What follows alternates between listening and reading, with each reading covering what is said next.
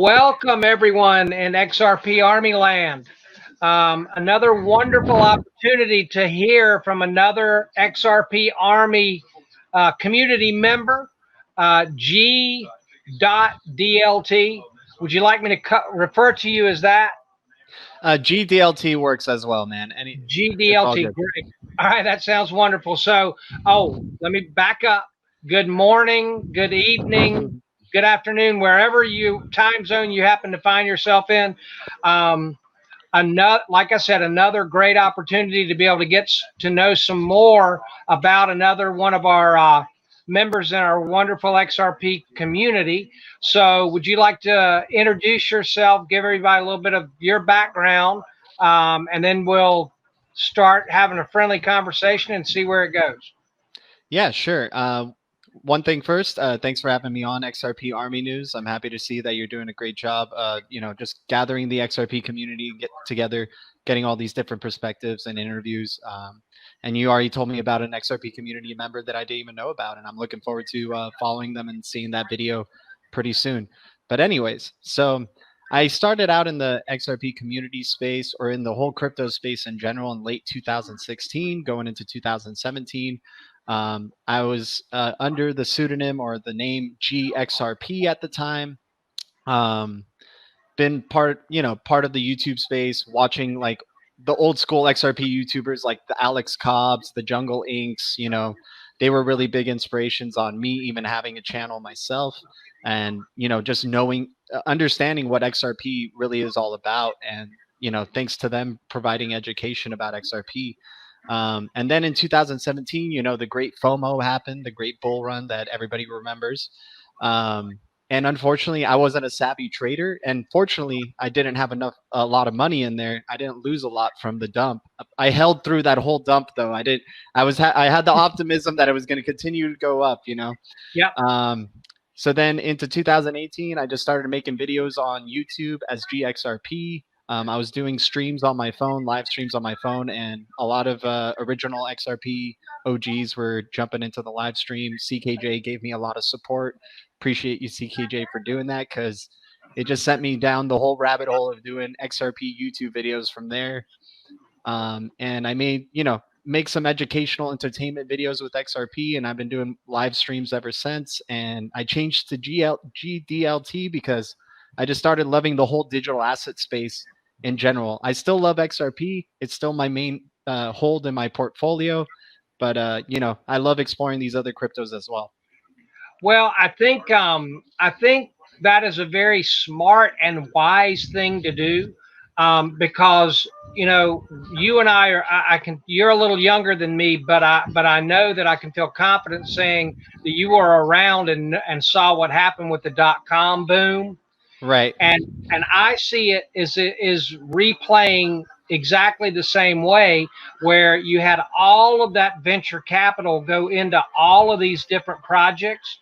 Right. And then it shook out to where we ended up with, a few main companies that really hit: Facebook, Amazon, Google. But then you didn't, good gracious, we've got, I think, 5,300 crypto coins now. And not all of those projects are going to end up, being a dog that hunts. So being able to find ways to be able to identify the ones that are going to go well. I've been hearing a lot of really good things recently about VeChain. Right. I don't come from a maxi attitude, because, again, I think that there are going to be great opportunities in the internet of value. I think we're talking about something bigger here than just one project could handle anyway. So in your background prior to crypto, did you have any education or any kind of schooling in preparing you for anything like becoming a crypto influencer, dissecting whether or not crypto projects are worth looking at or not? Yeah, I was definitely into tech before I got into crypto, and I was alive during that .com bubble, and I got to see the Netscapes, the AOLs, even the what's it called, Napster. Yeah. all these technologies that just had trial and errors, weren't dealing with regulations too well, or didn't have a really sustainable type of system. And then you end up seeing, like you said, you end up seeing the Googles and the Amazons. Hell, I even remember when it was Ask Jeeves, when you had that other search, it was Ask Jeeves. And I used to love Ask Jeeves. I never saw a problem with Ask.com, but you can see they weren't sustainable enough. They couldn't develop enough to continue expanding or to stay afloat. And so, yeah, I had a little bit of a tech background. Unfortunately, I was too young at the time to understand, like, to make money off of it, because I did know about the Googles. I did know about the Apples at the time. I just didn't know about money, right, or investing. And then I had a couple of friends, I kind of have a similar circle, and they're really interested in technology, and they told me about Bitcoin, right? And I think that's how everybody else finds out about it, right? And he told me about it in late 2016. At the time, I was thinking of it like stocks. I was thinking, oh man, that's really expensive to buy a whole Bitcoin. And then eventually down the line, he didn't mention it to me right away, but he was telling me you can buy portions of it. Too bad, but I did get a good investment in there. But I started getting really into it when I started witnessing the gains that were happening, and I was like, okay, there's something to this space, and there's real world utility, and there's an actual purpose for it. So, well, that my story is similar. I've mentioned it before, so I won't bore everyone with it, but almost exactly the same as yours. I except that I did see it when it was like 8 cents in the very beginning. And I got turned on to it by watching videos on YouTube by Don Tapscott, where he was talking about blockchain. And then Brock Pierce, a gamer guy, was one of the main people talking about crypto at that time. And it was all Bitcoin stuff. And I didn't do anything except be captivated by it. And then finally it got to in 2017, I believe it was, at 15,000, I went ahead and jumped in. Yeah, I know. Hey, man, I hear you, man. Went right up to 20, and then boom, back down to 3,000. And then it was like I was telling all my family and friends, you're not going to believe this is just going berserk. I know. 20, and then kind of had my tail between my legs for about a year and a half. Talk about it to anybody. But then I found XRP, and it just seemed to me to be the one that makes a lot of sense. I understand the protocol. I understand the utility of the token. I understand that our existing financial system, to me, it looks like that we've got to hit a collapse and reset and move on into what's next. And so that's been fascinating. I'm not a real big fan. I'm not a financial advisor, but I'm not a real big fan of the financial advisor community because, you're old enough again to remember Bill Clinton as president. Right. It didn't take a degree in rocket Scientology for Bill Clinton to get a lot of credit as an economics president because he was there during that dot-com boom, right? Right. Well, all right. Well, and then George Bush came in, and I'm a libertarian, so this is not a Republican or a Democrat comment. But then George Bush came in and things dipped. The dot-com thing flushed out, and he wasn't looked at as a great economic president. Well, it really didn't have anything to do with either one of them except the timing. So I think that the traditional financial advisor people, if you take a look at the way that the stock market has grown, it hasn't been rocket Scientology to give people a chart of the stock market and the fact that it's just continued to go up for you to look like a genius. And the bone that I've got to pick, and then we'll get off this and on to something else. But the one bone that I've got to pick is that my parents' financial advisor doesn't get any commissions off of diversifying their portfolio into gold, silver, and crypto. So guess what? He's not encouraging them to do. What? He's not encouraging them to diversify their portfolio. And the only reason is because that scumbag isn't getting any money if they do that. Exactly. And so it just irks me because I know that the stock market, I think it might have ended at 25 yesterday, but it was up around 26 again, but it's got to collapse. You know, GDLT,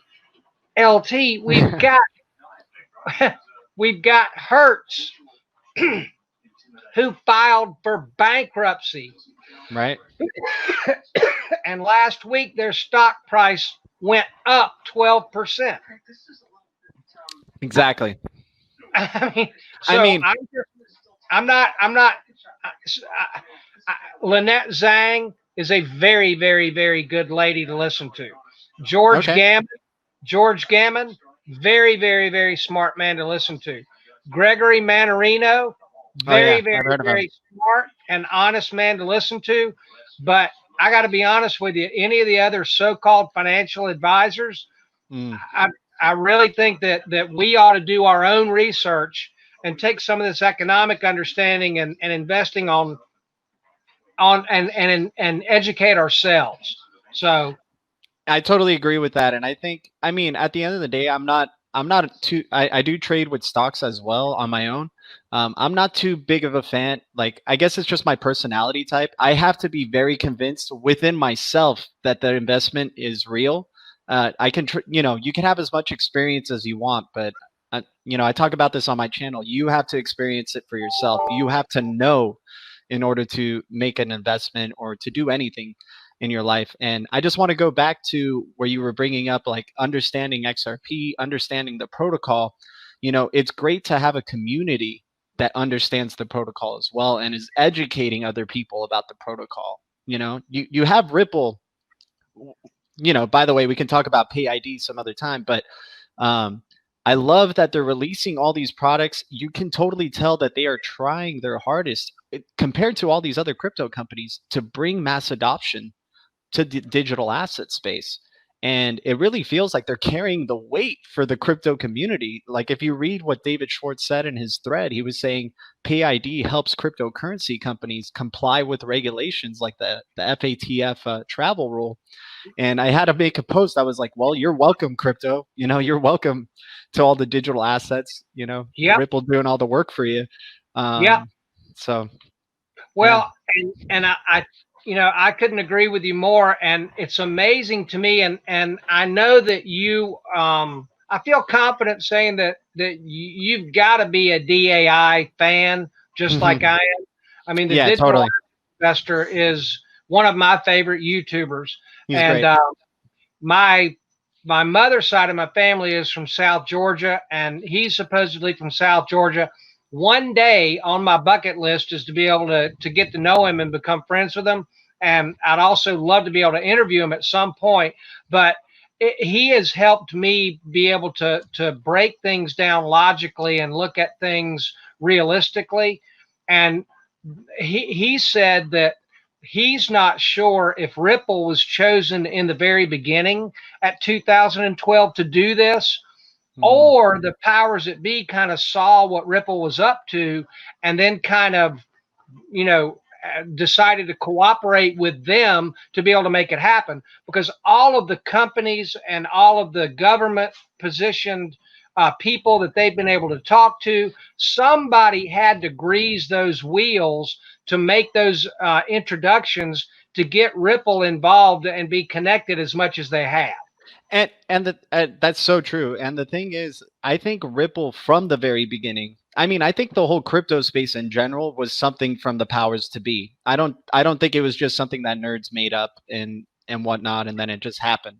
You know, anytime a revolutionary technology like this comes about, like the internet, like Interledger protocol, which is going to be revolutionary without a doubt, you know, it doesn't come by chance. And I think it definitely is something that was, like, I've done a lot of research into Ripple, like, and if you look into the individuals who represent Ripple, they all have connections to the higher ups, you know, all of them. Chris Larson, Jed McCaleb, even when he was around there, David Schwartz.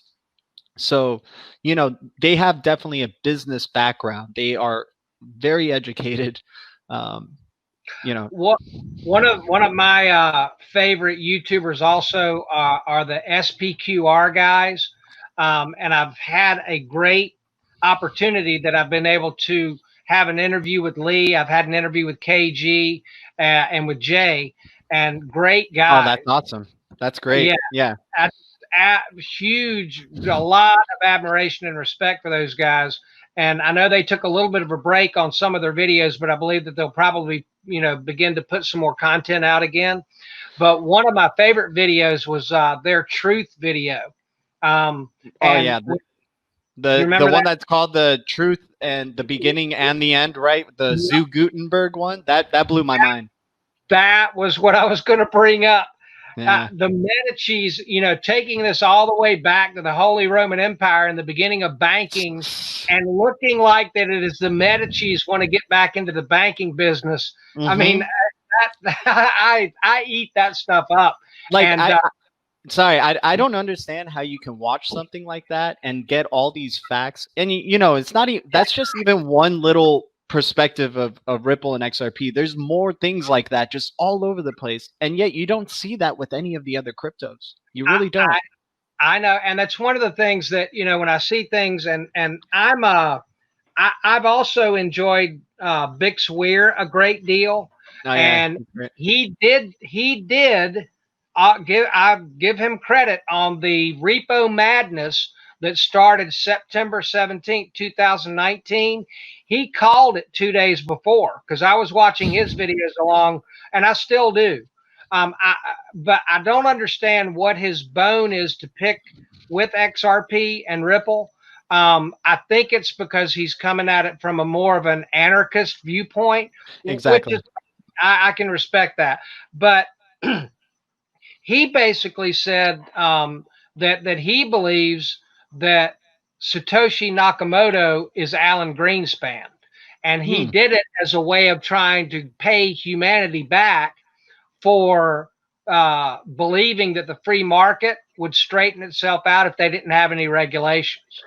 And back to the Ripple and having them, I don't understand the Bitcoin maxi attitude when they look at the things that like you just mentioned.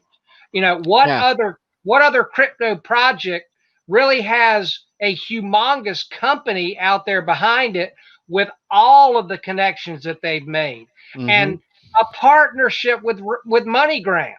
Exactly. I don't see any other crypto project. Now, XLM and Stellar, I do believe, has made some inroads with some people. But again, it just doesn't seem to me like that there is a strong not liking and acknowledging what a masterful job that Ripple has done starting in 2012 and becoming a startup that has a valuation of over $10 billion. I mean, where's the bad part? Yeah. And I mean, in this future, this internet of value we're going, I think Stellar for sure. I don't think there's bad blood between Jed McCaleb and Ripple personally. I think a lot of people are creating this narrative that there's bad blood between them. I think they're going to be interoperable systems. This is what the internet of value is going to be. Your coin or whatever currency you're going to be using in the future on the internet or wherever has to be interoperable. You said something that kind of sparked an idea. What I wanted, you were talking about Bitcoin, right? And how can these Bitcoin maxis, and you were talking about Satoshi. I don't even think Satoshi should be given as much credit as he's given for the Bitcoin protocol. Stefan Thomas, one of the former CTO of Ripple and Coil CEO, made a video educating people about Bitcoin because he was fascinated with Bitcoin's protocol. And so he releases this video, and millions of people then started watching, and becoming aware about Bitcoin. So yeah, Satoshi Nakamoto, thank you, whoever you are, for creating this Bitcoin, but you weren't the reason it got millions of people attracted to it. It was it was a Ripple employee now, a Coil CEO who made it popular. So I think that's part of the FUD that a lot of Bitcoin maxis don't understand even him and David Schwartz were early Bitcoin developers, and they re-implemented Bitcoin. They tore it apart and tried to make mining more efficient, realized it was a dead end, and made XRP. Well, that's another one of the difficulties that, and again, I always try to like to be fair-minded and always try to put myself in the other person's shoes. Right. But I, to be honest with you, there are some. Look, I own a little Bitcoin still, and if it went to $100,000 a Bitcoin, I'd be happy. Right. But I believe that there are other projects that are out there that are going to benefit me financially as well. And if I was in the Bitcoin maxi position, the most difficult thing that I would try to have to sell myself on, I'm not trying to down it, but it is expensive in the transaction cost. It does generate a lot of electricity to mine. Exactly. The hash rate is dominated in China. I mean, I would not want to be in that position trying to defend these legitimately strong issues. And the Lightning Network, they tried to create a layer on top of it to be able to transact it quicker, but it doesn't seem like it's working. So again, I don't have a problem with it. I hope it goes to 100,000, actually 1,000,000 of Bitcoin, so John McAfee would have to eat his Johnson. Right. But again, well, he was supposed to be eating his Johnson this year anyway. He was thinking this year it would happen. But what you're bringing up there is, it's what's interesting is that Bitcoin, like you said, it takes up too much energy. It's too slow. Okay, yeah, let's say they can improve on that. Then you're just trying to be like XRP, right? Right. And the thing with Bitcoin, it never had governance in its plans. The quality of validators that are in the XRP ecosystem are these institutions that you want to come into the space and put a lot of money into it. It's not just miners or mining companies that are governing, this protocol. It's legitimate businesses that are regulated, And if you think about the US regulators too, does anybody drinking the Bitcoin Kool-Aid, and again, I'm just trying to say this just because I think it's good to have a legitimate discussion about it. But does anybody in their right mind really feel like that Donald Trump and the American regulators, if there's 52% of the hash rate of Bitcoin is in China, that they're going to go along with that? No, I know. Well, I still think, the market is pennies, my man. It is pennies what's in this market. It's only, 200 billion or so? And, we're talking about trillions eventually coming into this market. It is going to be so dramatically different than what we're looking at. Like, we were talking about the early internet days. People loved AOL. They loved AOL 2.0. They loved AOL 3.0. But then what happened? The other companies started coming in, the other internet providers with better use cases or better, services ended up taking the cake. And I'm not even looking at the fact that, XRP, except the idea of the plumbing behind it and then using XRP potentially as the bridge asset to all of it. Right. And that has it in there as all of the money. I like that. Yes. I like that. But again, it doesn't have to be all of the money. It just has to be in the game. I mean, we have Visa, we have MasterCard, we have American Express. It doesn't have to be the end all of all of the entire space. It's just got to be in there. And for the early investors like us that are in here now, the sky is the limit if they just got 10% of the worldwide monetary market. I mean, that is a huge slice of the pie. And I'm excited about it. I'm 58, but I've never been as excited to be alive as I am now because I think I see it. Now let me ask you this. Did you have any reservation at all when you saw that Ripple was working with the man and had that banker's coin moniker? Did that do it all in the beginning? At first, okay, so like every Bitcoin person who gets in, you get, it's like a fun little game or fantasy of thinking, oh wow, okay, if I invest in this, I'm it's showing like a peaceful protest towards the man in a way. But it didn't take me that long to realize that I looked at the top 4 coins, and I wanted to look into all of them, and everything just started making sense with Ripple. I was like, yeah, I don't see governments going away. I don't see institutions going away. I don't see regulations going away. I don't see it becoming a Mad Max world. I certainly hope it never turns into a Mad Max world. Right. But so having said that, you're not for defunding the police, just so we get that out there on the table. Hey, even if they defund the police, they're going to bring in machines to control the riots anyway. I was talking about that in my stream last night. Anyway, yeah, Right. You can take out human police, then you get robot police, and they have they're bigger and better. That probably Elon Musk made or something. Yeah. Hey, what do you think? Since you brought his name up, what do you think that he thought when he saw the news clip where the mouse was on the rocket?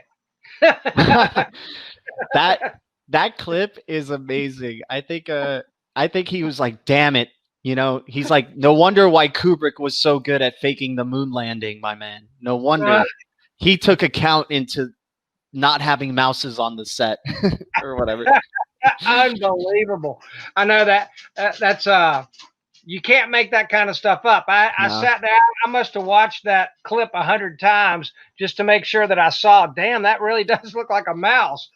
I mean, that's the thing though, is like, even if you have something that looks like such definite truth to your eyes, you just never, like, that's what we're in right now. And I think, I'm going to try to correlate this back with XRP, but right now we're in this era where everything's so divided in all different directions. You don't know what's the truth. You don't know what's real. And then that's where, like, I go back with XRP and hoping that it gets pegged to a gold standard or something, because we all know gold is a universally accepted form of value.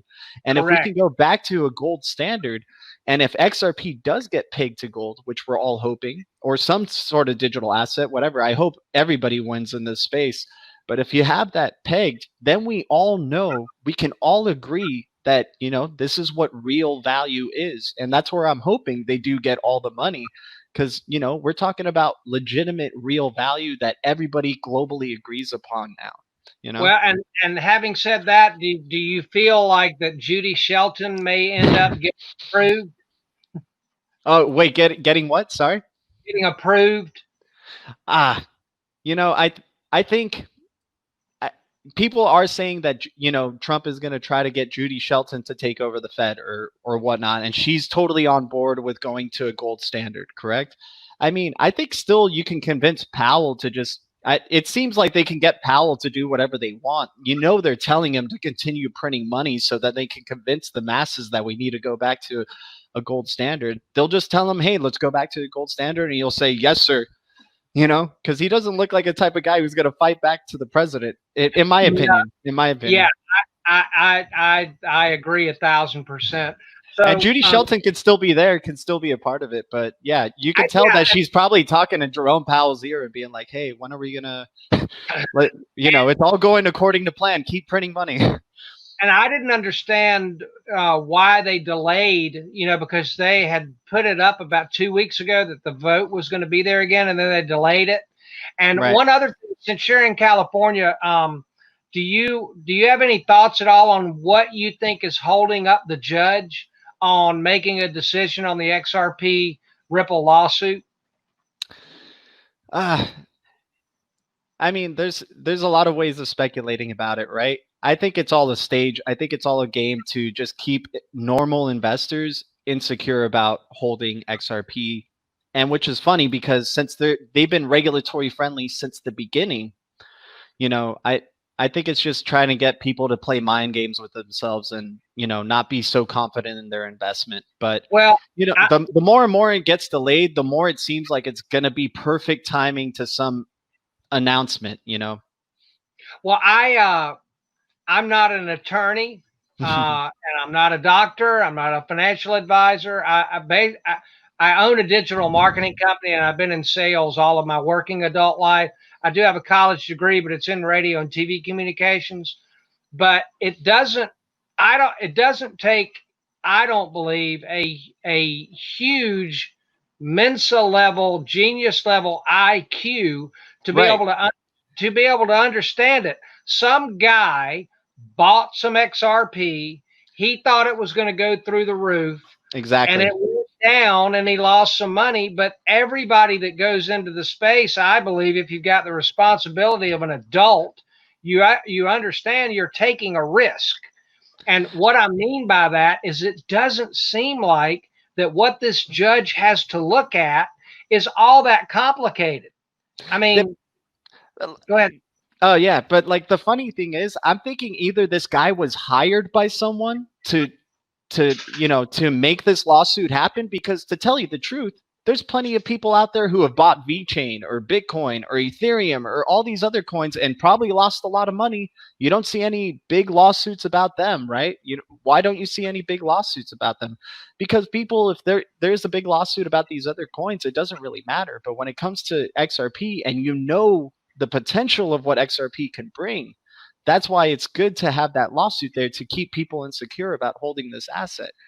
Like, I totally think it's just some really big game where they told this man to have the lawsuit, and then they're telling the judge as well to just keep it going for as long as possible until they're finally ready. Because the moment regulatory clarity or that lawsuit finishes, and then there's you're going to see already a snowball effect of massive either massive price movement or massive partnership announcements, all those things. Yeah, exactly. Then the space helmet starts to come on, right?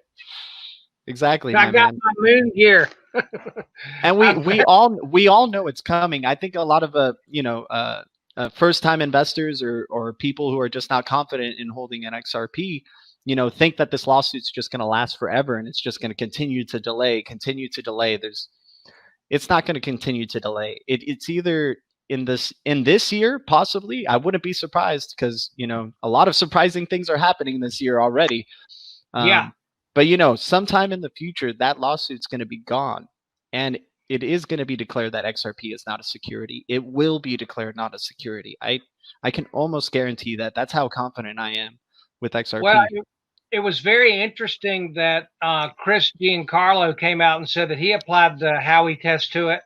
And I have been fortunate enough to have, and look forward to doing it again, have interviewed Richard Hockett, who actually works on that digital dollar committee. Yeah. And my thing with Chris Giancarlo announcing that, some people, there's always going to be some people who say, oh, he's paid by Ripple to say that and stuff. Why would a guy who was a former CFTC chairman ruin his reputation saying that XRP is not a security? Why would he support a scam ruining his reputation, coming from a super regulated background? Just doesn't make sense. No, I agree with you. All right, so let me ask you this.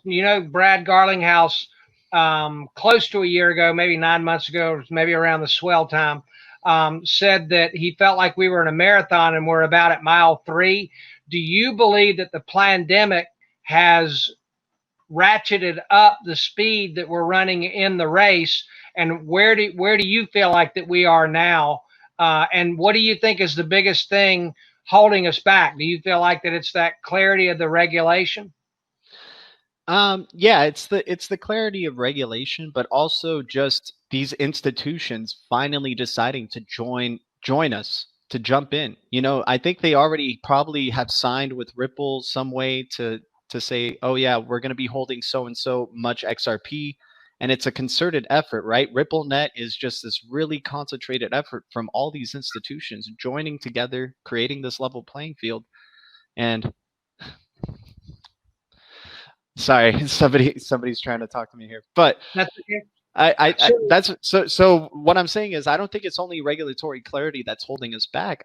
Because from what we've heard already, XRP does play in what the current regulatory framework is.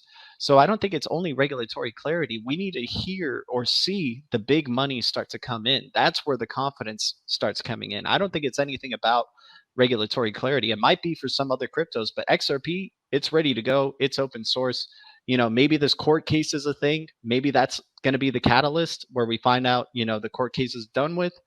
But it's really about just the big money coming in and filling up that XRP slot right there.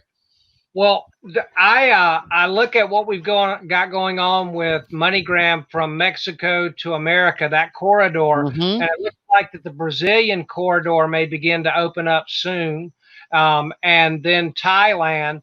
So I kind of look at it like we're going to reach a tipping point here where it just makes so much sense. That's the one thing that scares me is this makes so much sense to me. Right. Then the people that helped to create $147 trillion in unfunded liabilities and 77 countries right now that have asked the IMF for help, if they're just going to be too stupid to go ahead and go along with what is a great solution to this. Do you Right. know where I'm coming from with that? Well, they already, I think they already are. I mean, you've seen Christine Lagarde, right, at that Swedish or that Switzerland panel talk Davos? that Brad Garlinghouse was Yeah, amongst, and Davos. that group Davos. photo. Yeah. Yep. So they're definitely, the IMF, without a doubt, is very aware of the digital asset space in general and very aware of what Ripple is doing. I think it's just more, these are the steps that need to be taken to convince the masses that digital assets are needed, that a change in the whole system is needed. And it's it I'm sure if they wanted to, they would do it overnight or something like that, but they need to gradually get there to convince us normal people that, oh, okay, that seems like a legitimate solution. Okay, I understand what it's doing. Well, And so you are kind of seeing that. You are seeing Brad Garlinghouse on CNBC, for example, talking about the release of Pay ID just recently. So you are seeing like Ripple slowly getting into the mainstream, educating the masses about what they're doing. But it's not going to happen fast, like with what I think a lot of XRP investors are hoping. Like, wow, it's so amazing. How come it's not being realized? Hey, Google was around for a good long time. Amazon was around for a really good long time before they became what they are. So, are you a proponent of the pre-allocation theory? Because I look at it like, if the IMF is in the game and they're playing the game with Ripple Mm-hmm. and they allocated to the 181 countries in the IMF the Ripple escrow and Right. then split the switch, whatever Yep. they decide to give out to everybody, to allocate to everybody, and then set it at $1,000 in XRP, boom, world debt wiped out, reset, level the playing field, let's go. Everybody's But got a Pay ID wallet. Don't need a bank account. Can hook everything up on your phone. Let's go. yeah, and it's not only just Pay ID, right? It's Uphold, it's Coinbase, it's some of these other wallets that are out there. I was surprised to see Coinbase not in the Pay ID payments coalition, but I think the reason why they're not on there just yet is because if Coinbase was there, it would really, have investor sentiment really jumping in. If you had Binance and Coinbase part of this payments coalition, that would give a lot of people confidence in XRP, right? But what you're bringing up here with, pre-allocating the what Escrow. Ripple has an escrow, I totally agree. I think it's going to be like an on switch where all of a sudden, all these deals that they've been making, all these central banks that they've been selling XRP to or giving XRP to, Greg Kidd even said central banks are going to be like vaults in the future. And they're going to be, and if you've seen any of my videos, I've talked about how central banks are starting to accumulate gold. They've been accumulating gold for many, Yep. many years. And it's Yep. for this reason where they're going to be like vaults and they're going to have this digital asset XRP that can just go all over the world, right? So, The one yeah, thing that we didn't touch on at all. Do you have? I really believe that one of the ways that the Phoenix could really right. rise Yeah, would be coming out of Japan. We didn't yeah, really talk about SBI and the BRD wallet, or BDR wallet, Bread wallet, right, and Adam Trademan and Mr. Catal. right. Crypto Area is one of my all-time favorite YouTubers, and she's done a great job. Oh, yeah. I believe that we're very well developed in that Asian market. Do you agree Yeah. with that? No, I totally agree that Soshitaka Katao is like a freaking ninja. He's really quiet about what's going to be happening with their use of Ripple and XRP and other digital assets, I'm sure. But you also have American Express finally being accepted in China, right? You have this kind of Trojan horse of an XRP Ripple partner who's in China now. I mean, I'm sure they have offices there and they have other partnerships that are there too, because China is going to be joining the game. You know, it is going to be a globalized world. It is going to be globalization, the true globalization, now that we have the internet of value, right? So yeah, I think Japan is going to be a massive player. I think R3 with the banks going live in Italy is going to be massive. You know, the ecosystem is there. The ecosystem, we're so lucky to be witnessing the foundation being placed. You know, it's not going to happen, you know, so fast though. Well, did it bother you at all when the information came out that Western Union was taking a look at maybe buying MoneyGram? And what do you think the possibility would be that Ripple would just go and acquire MoneyGram and just take that completely off the table? Interesting. Okay. I haven't heard about Ripple just fully acquiring MoneyGram, which would be very, very interesting. But yeah, I mean that's something I got to kind of think about on my own for a little bit there. But and just hear me out here, right? Yeah. The valuation of Ripple is 10 billion, right? Right. You know what the valuation of MoneyGram is? It's like 168 billion. Wow. Well, the thing with no, I think it's 168 million. Yeah. And the thing is, Ripple, at the peak of 2017, and why I'm kind of thinking we even went into a bear market or crypto winter, Ripple was a 70, like everybody gets excited about it being a $10 billion valuation company. In 2017, at that height, the amount of money that Ripple had in XRP was about $75 billion. Wow. Just grasp that. So now what I'm thinking, the reason why we even entered this crypto winter in this bear market is because, yeah, Ripple started strengthening their ecosystem, started allocating all those billions of dollars to get these central banks, to get these institutions, you know, and I like that idea of them acquiring MoneyGram and other payment service providers. You know, like remember, Ria Remit is one of their big partners as well. I think Western Union, but I'm leaning more towards Western Union possibly acquiring MoneyGram, and people might take that as like a sign of like, oh, Ripple's screwed, Ripple's done. But we remember Western Union has been testing Ripple, you know, and XRP. So maybe their acquiring of MoneyGram is them just saying, yeah, we want to work with Ripple. We want to use XRP. We want to be the. But I've seen more that they're still trying to stick with their new GBI improved system of how they want to do it.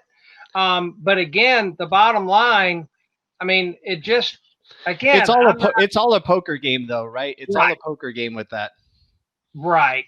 But again, I thought, you know, the first thing that I saw, and again, when I first saw Western Union, you know, making a bid to buy MoneyGram, I got a little and then I began to think about it through a little bit again. I mean, Ripple is a whole lot bigger company than MoneyGram. It's a good sign. It's a really good sign that that's happening. I agree with that, but again, not if Western Union bought it to quash the development of Ripple and XRP. But again, then I thought, well, another chess move.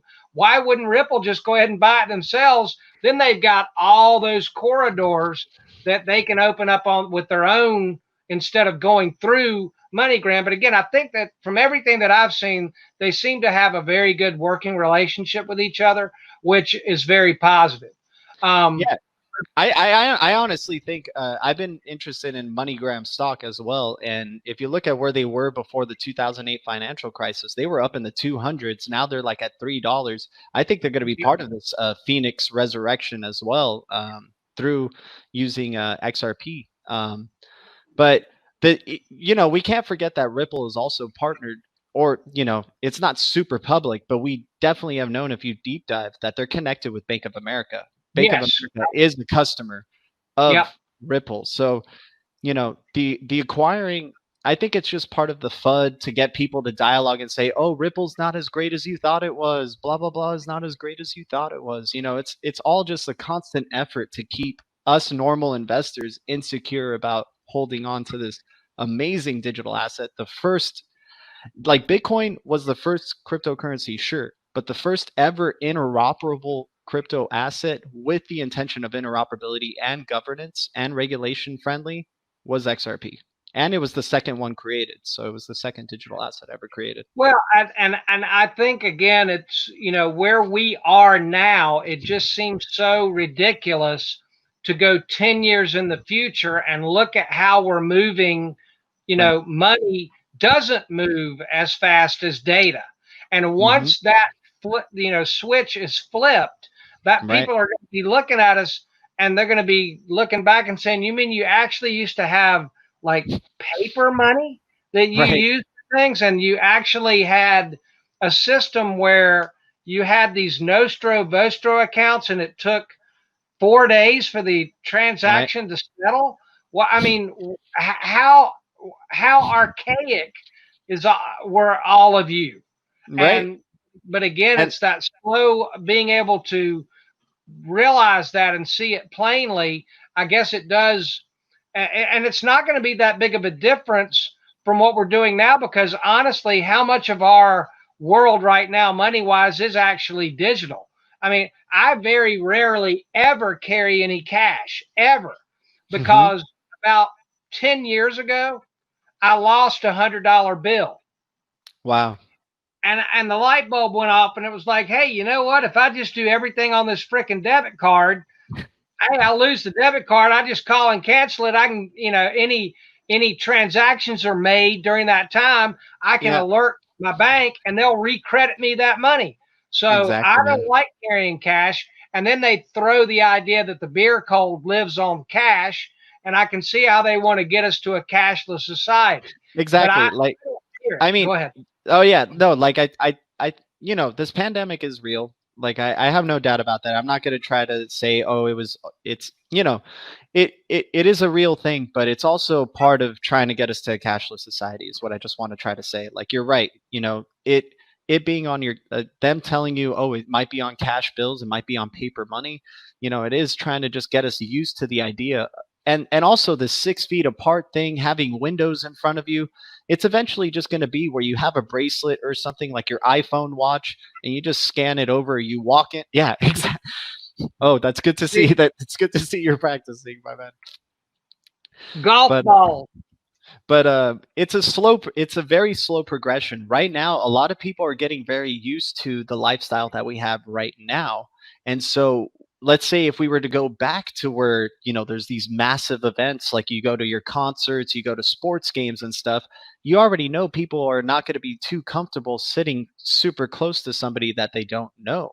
It's already getting to that point where you're starting to get so used to this way of living. And that's how it is that they slowly, gradually get you to agree. Like at first, when this whole thing happened, people did overreact and they went to supermarkets and they bought a lot of toilet paper and whatnot, but whatever. That's a place where a lot of people are. You're exposing yourself to this virus there, right? But that's what I'm trying to say is like, it's a slow progression to get you to agree that cashless is the way to go. Digital Yep. transactions is the way to go. Contactless transactions is the way to go. So I read a disturbing blurb yesterday that these things, and I'm sure that they're higher grade medical masks than this, cloth one that somebody made for me. But I heard that they only catch particles that are 0.3 something, maybe microns in size. right.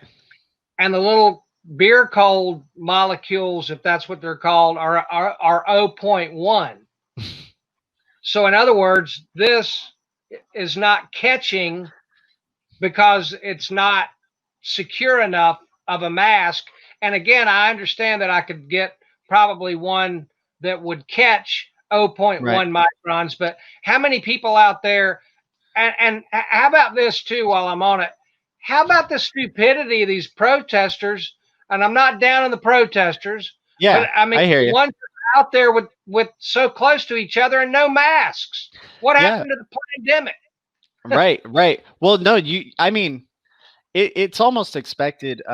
you know, because you're going to have the people who, after being in it for so long, are going to start to disagree, right? They're going to start to be like, wait, is this actually a pandemic? Is this actually something that we're going through? I don't believe it is. I'm not getting sick. I'm not experiencing this. This is something that the government's doing to us, and, you know, fuck them and stuff and whatnot. You know, excuse my language, but like Hey, that's what it starts to inspire, that type of. And like you know, I'm super optimist forever, but me too. I do see, you know, more of those type of things, more riots, more protests, more disagreements happening along the way.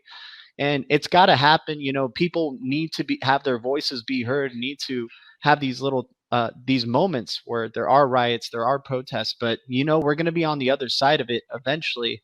These people will be heard. Maybe there'll be compromises that are made, but at the end of the day, you know, like, I'm not going to go out there and protest myself. I still take the pandemic very seriously, you know, especially over here in Los Angeles and stuff. I'm not going to go around a bunch of people that I don't know.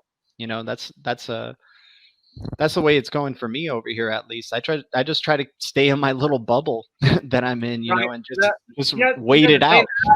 the thing that I've missed the most, I really love going to the movie theater. Me too, my And man. the two things, sports on television, and thank God they've got golf on again on television. But the bad news is a golfer tested positive, and he's from California. Right, Nick Walking, he tested positive yesterday, and I'm hoping that it's not going to be spreading among the golfers, so they've got to shut it down. Then the right, other thing that's really disturbing, I am a huge college football fan, and Clemson has gotten 23 of their football players that tested positive. So I'm hoping that the second, you know, if we end up having a second phase, and we will, but I'm yeah. hoping that it's not going to wipe out the sports coming back in the fall, because that's been one of the things that's been driving me the craziest. No sports. Yeah. Hey, I'm a personally, I'm a cinema guy too. I miss going to movie theaters as well. And I love football. I love basketball too. And I'm actually excited and looking forward. Hopefully, we don't hit a second wave, but I'm looking forward to seeing basketball and football at the same time during the same, you know, months. Yeah. That's not something that you really see. I think it's going to be very full of entertainment there. But you know, it does seem almost like expected that there will be a second wave. And I have been hearing about other football players, you know, now that they've opened up training camps and stuff like that, that, you know, you see they're throwing the football around together. And then all of a sudden you hear a big star like, you know, I love football. So like Ezekiel Elliott or something, Yeah. or, you know, a player on the Denver Broncos is getting it, or San Francisco 49ers. And now the teams don't even want to disclose who has gotten sick, just Yeah. so that the public doesn't go crazy of going, oh my God, our star quarterback got sick. Tom Brady got sick. Oh no, what's going to happen? You know, we got to cancel sports. Well, So, and I'll tell you that to me, the most frightening thing in the last week that I saw was that there was a second strain that they had discovered in China, and that they had canceled 1,255 flights going wow. to and from in China. I mean, if we end up getting another strain of that stuff, and then it starts kicking up all over again, then that's a big problem. I mean, and again, I can't understand why all these protesters, and in North Carolina, we had like 3 days ago our highest day of people saying that they had it. Now, that could be due to the fact that more people are doing more testing, Hmm. or it could be that the thing is still spreading to some of the areas that it wasn't as bad yet. But Right. it's a tough thing. I mean, Trump has got he's in a really dicey situation, because if you don't get people out there, getting them back to work in some way, shape, or form, what's it going to do to the economy? If they Right. get out there too soon and a whole bunch more people get infected, then he's the bad guy. I mean, he's really in a bad spot about what to try to do there. So The man, look, I'm like you. I'm basically libertarian. I'm a little bit more conservative in that direction, but I'm a libertarian in the conservative direction, if that right, makes right, right. Right. So like my thinking is like, Trump Trump is a funny character, man, and I'm not going to try to dig into this too much, but I think he is going to get reelected. I think it's going to happen. People haven't understood how divided this country really is just yet. I thought they might have understood it when he won the first election, because people were all saying, "Wow, we're so divided as a country," and whatnot. And then I think the second one's going to really instill the fact that, yes, we are a divided country, and like, let's see what the repercussions of that going to be. Because so far, the Democrats, everything they've tried, they have failed with. And I think they just need to kind of just burn the like, I don't want to sound too controversial, but like basically fire everybody on the Democratic side, get a whole new group of faces in there, because right now they're not doing a good enough job. Biden can't even complete a freaking sentence. I would hope that they can actually challenge him, but the guy can't even complete a sentence where he has to wear a mask 24/7. I'm sure they have probably somebody speaking through his mask. No, I'm just joking there, but I got I'm a big Joe Rogan fan, and Joe doesn't really like Trump, but he's even said, and again, he said, out of all of the Democrats that were available, how could they come up with Joe being? And again, I'm a libertarian. I don't want anybody who is liberal that is watching this to feel like I'm trying to give you a hard time. I'm just trying to look.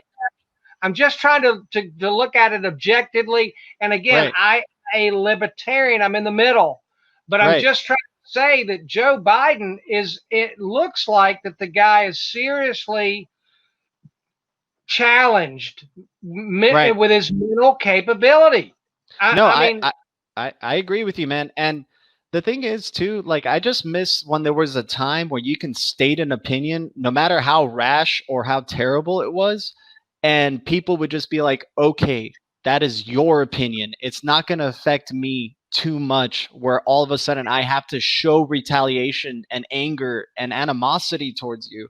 And that's what it really seems like right now. It's like so many celebrities are like very reluctant to say things on social media. I even have friends who are in the music industry, and they say, yeah, I can't really say what I want to say on my social media, because if I do, I'm going to get canceled or get torn to freaking pieces.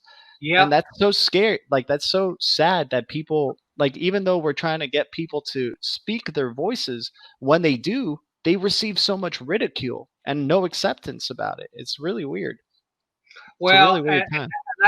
That's one of the things too that I've got a desire to try to rally our XRP community together and try to make statements out to the world about that we're good people and there's a new way of looking at things. And as we raise together, I believe we've got a stronger voice, but I don't really think right now that we've got a XRP community voice out there trying to say something good to the world. So hopefully that will change, and I'm also looking forward to meeting people like you, that when XRP moons and we end up being in the 1% of the financial holders of the monetary, currency, whatever it is, that we may be able to find some things that we would like to do together.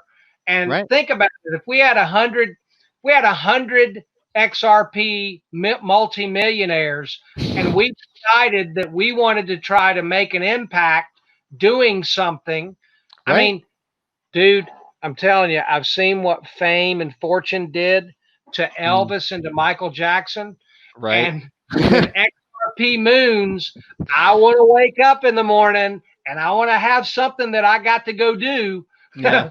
Hey, I'm gonna be like XRP Bags. I saw your interview with XRP Bags. Shout out to XRP Bags, by the way. He's making some really great XRP content. Big time up and coming XRP YouTuber right there.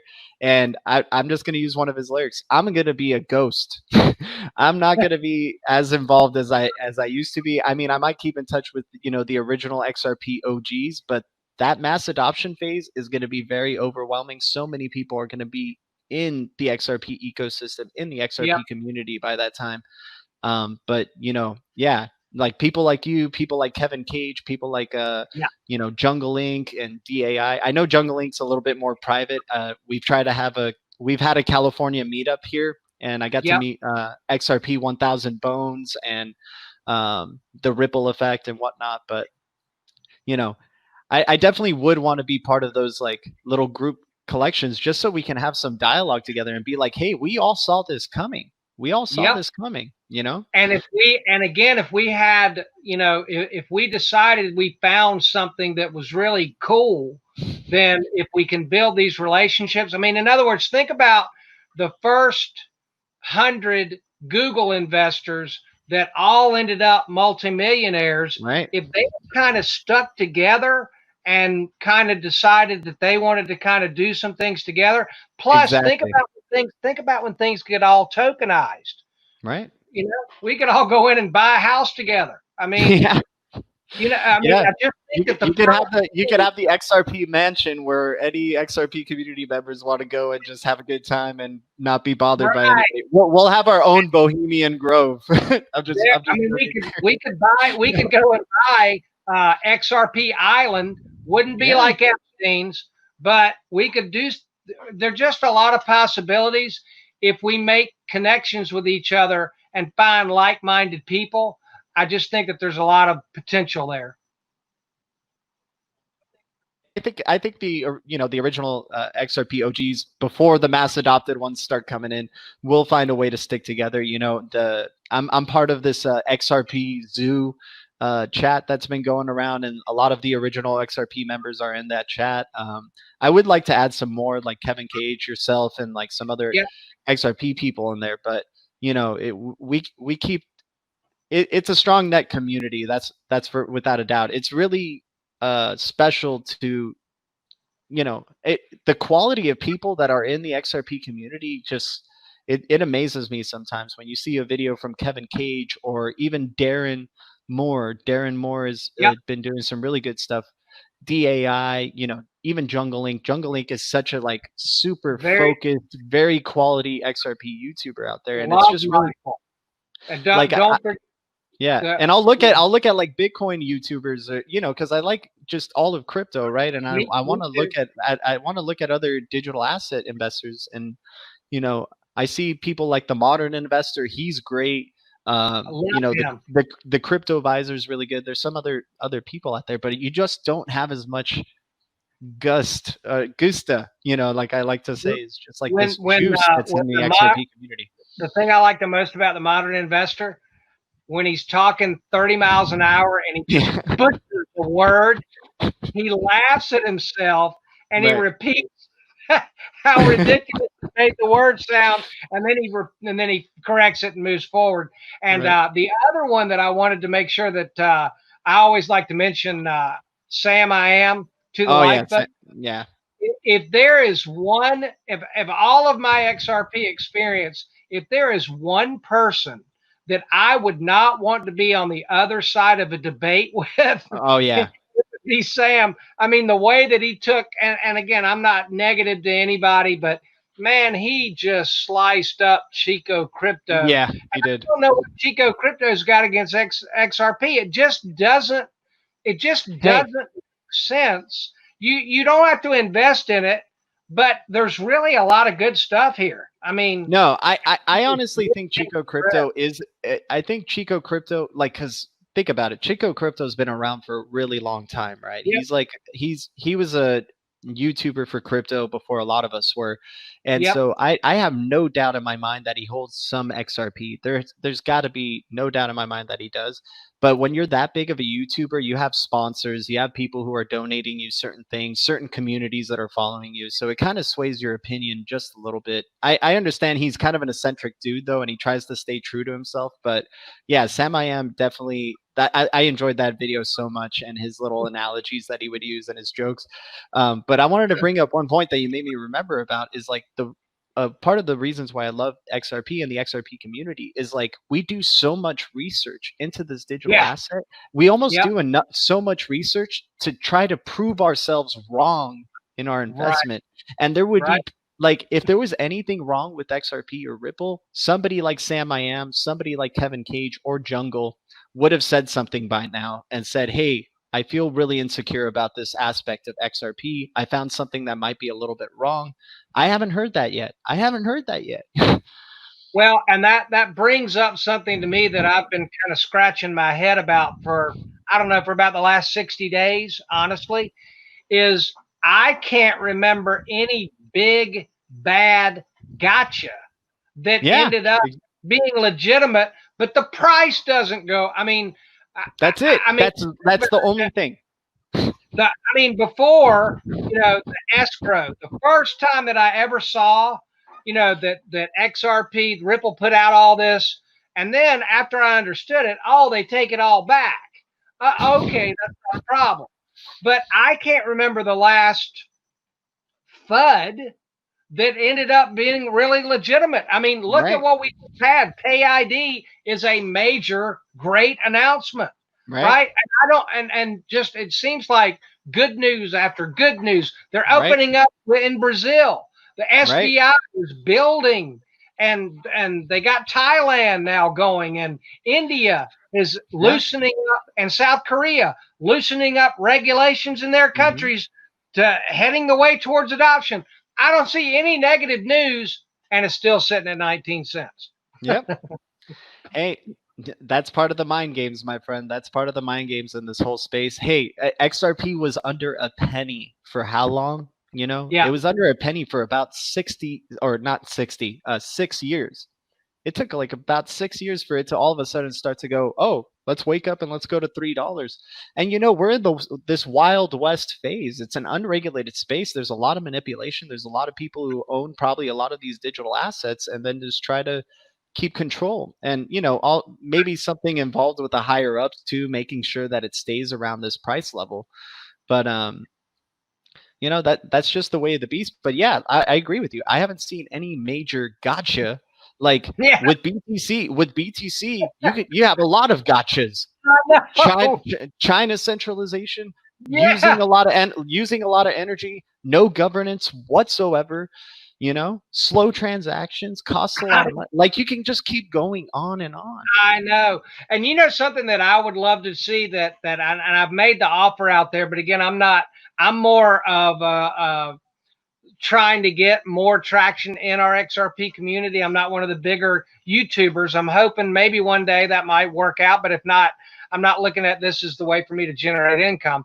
But I put it out there that I'd like to see somebody like, I'd like to see Bitcoin Ben and AI get together and talk it out.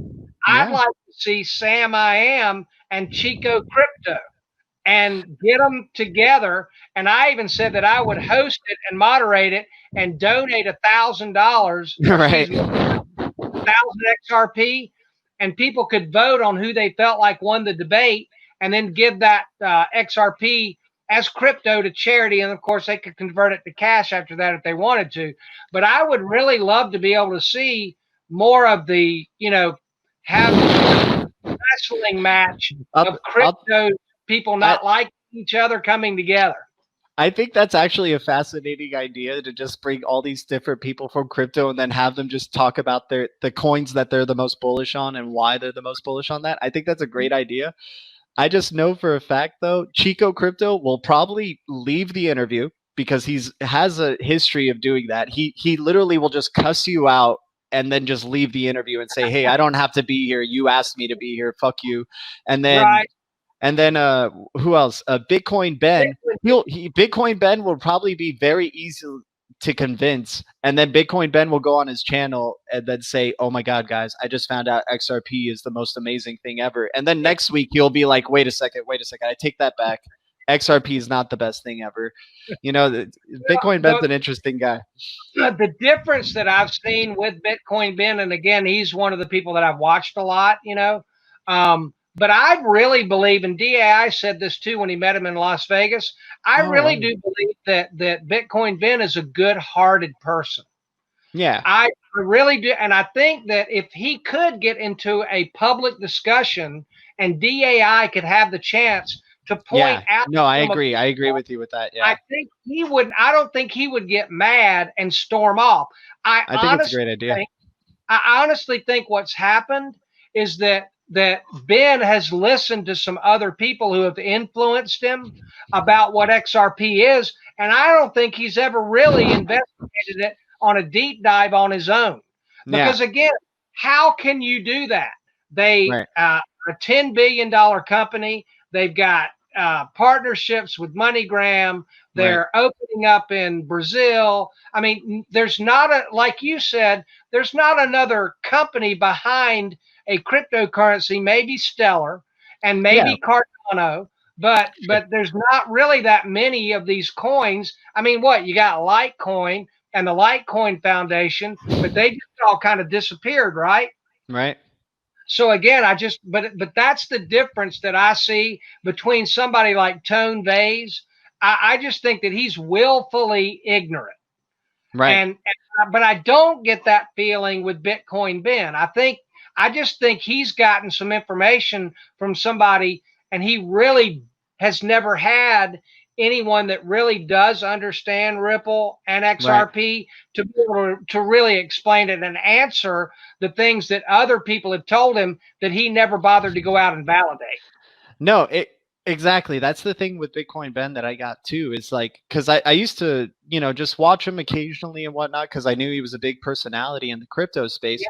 But the guy flip-flops his opinion a little bit too much. And he always is saying like, oh, I've heard that this is so-and-so is going to happen. Or I've heard that this coin or XRP is actually great.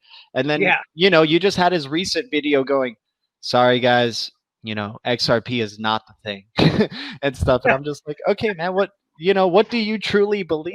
What do you And like, the funny thing is, even if you hate XRP, for example, a lot of people hate Tron, right? I don't even like Tron. I don't really agree with the way Justin Sun is doing his business, but I'm speculating on it. Why not? It's a freaking penny. It's a freaking penny. And so with XRP, why not just buy 5 XRP? It's not that expensive, my man. It's not that expensive. Like, I just don't get it. Like, what if that 5 XRP goes to $1,000 per XRP? Well, wow, that was the cheapest investment you've ever made. And ended up being the best. But again, I don't know if I'm ever going to be able to do it. But again, I would love, and I would be willing to donate 1,000 XRP and have a debate with some of the people on both sides. And another thing that I'm trying to do is I'm sure that you're aware of one of our greatest newcomers on the scene lately, Naga Bo. Oh yeah, Naga Bo, right? You're going to get an interview with him? I am trying to see if I can get a presidential debate set up between Naga Bo and John McAfee. Oh, wow. Man, John McAfee's hilarious, by the way. I've seen some interviews from other, I think, Thinking Crypto, or even Crypto Mike. I forgot to give a shout out to Crypto Mike, by the way. He's a great YouTuber out there for the crypto space. But John McAfee takes over the conversation. That's what's I know. Wendy O just had a interview with him last night. Do you know who she is, Wendy O, on Twitter? I don't know. You can look that up. She just did an interview with Mr. McAfee yesterday. But again, if I could get those two together to have a presidential debate, I'd be willing to host and moderate it and donate 1,000 XRP and see if other people wanted to donate. And then whoever ended up winning, we could donate that to their presidential campaigns. I think that's a great idea. And XRP News, I appreciate what you're doing. I think it's a great idea to just, have these videos, have these interviews with all these different XRP community members. And I think your channel, for sure, without a doubt, is going to be growing. That would be nice. Just continue these interviews, and people will come. The biggest thing that I'm trying to do right now is to try to get some more of our XRP women to come along. And the ideology behind what I'm trying to do is that I'm a firm believer that people like who they are like. Mm-hmm. And so let's say we've got a housewife out there with 3 kids. She's going to connect with another housewife with 3 kids about why to look at digital assets more than she is you or me.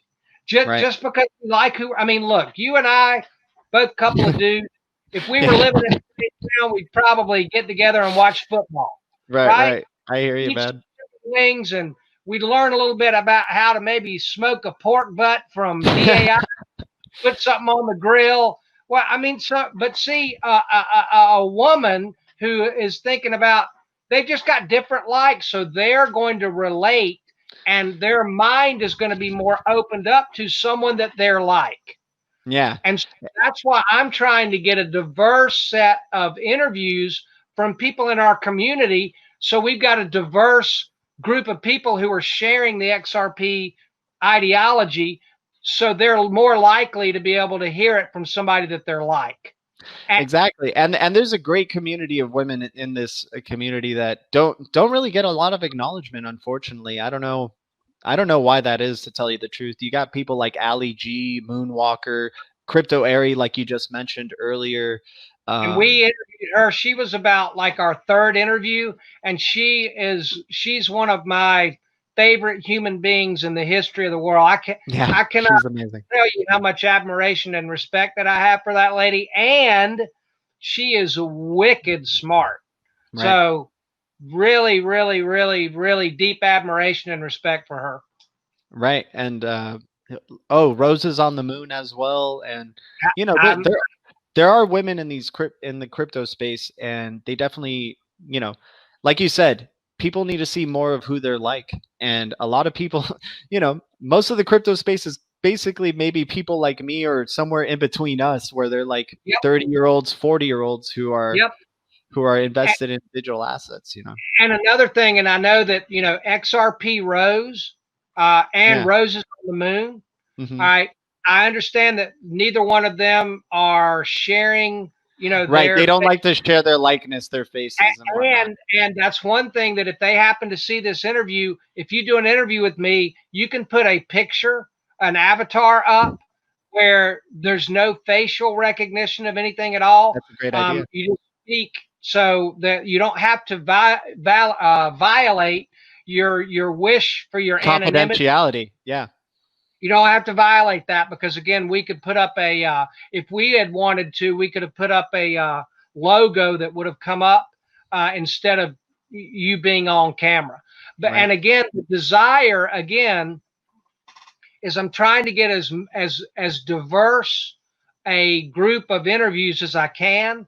So if anybody in any group demographic happens to run across our channel and they would like to find somebody that they can relate to better, that we'll have someone that can speak to them there. And I think that is something that we could all do as a community for adoption, is to be able to get as many of our stories with as many different voices out there as we can.